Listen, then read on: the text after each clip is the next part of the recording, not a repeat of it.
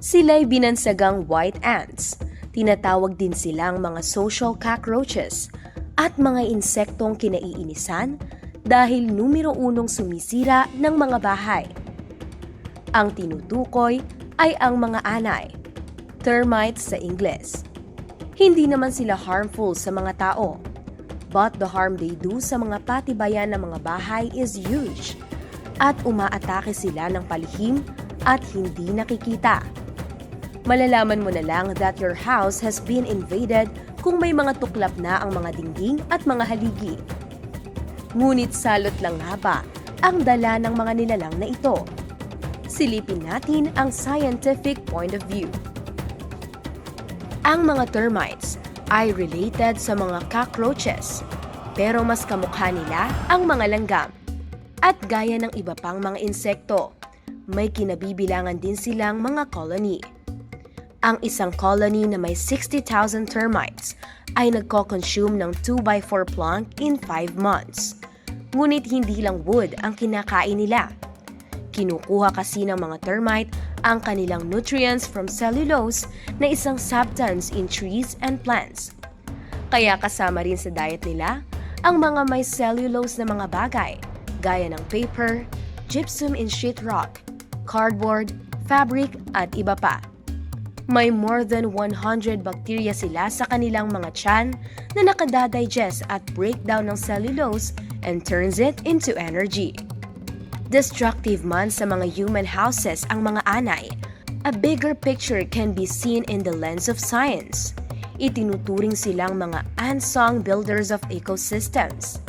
They function as decomposers o soil engineers. Bine-breakdown din kasi nila ang mga dead plant material na matagal na made-decompose. Pag nakain na nila ito, nakatutulong ang mga bakterya sa tiyan nila para makuha ang nutrients na needed lang nila. Samantalang napapadali din ang pagde-decompose ng mga materials na ito. Nutrient recyclers din sila. Ang decomposition process na ginagawa nila sa pagkain ng mga patay na kahoy ay very crucial para sa pag-recycle ng mga nutrients sa lupa. Naire-release kasi sa pamamagitan ng proseso ang mga natural elements tulad ng carbon, nitrogen at phosphorus back into the soil at sa atmosphere. Kino-consider din silang ecosystem engineers dahil physically, namomodify nila ang soil structure through their tunneling and mound building activities. Naka-i-improve ng aeration and water infiltration ang mga subterranean networks na gawa nila. Ang resulta, nakaaabot ang oxygen kahit sa malalim na bahagi ng lupa, kaya napa-i-enrich pa ito. Hindi rin pwedeng hindi sila matawag na habitat creators. Nakakagawa kasi sila ng mga habitats that support other organisms. Dahil sa nagagawa nilang mga mounds, marami nang nakikitira na iba pang mga organismo doon. Ang isa sa pinakamalaking contribution ng mga termites sa ecosystem ay ang pagiging nasa pangalawa nito sa bottom sa food chain. With their multitude at good source of protein, maraming mga animal groups ang nakadepende ang diet sa kanila.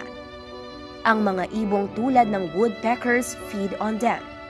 Ang mga reptiles at amphibians tulad ng lizards, snakes, and frogs consume them. At syempre, ang mga mammals like the aardvarks, anteaters, pangolins, and foxes are also dependent on them as food. Ang mga pangunahing gampanin ng mga anay sa kapaligiran ay nagaganap sa ilalim ng lupa, malayo sa common na obserbasyon ng mga tao. Habang ang surface value nila ay masama, napapanatili ng mga termites ang soil health ng isang lugar.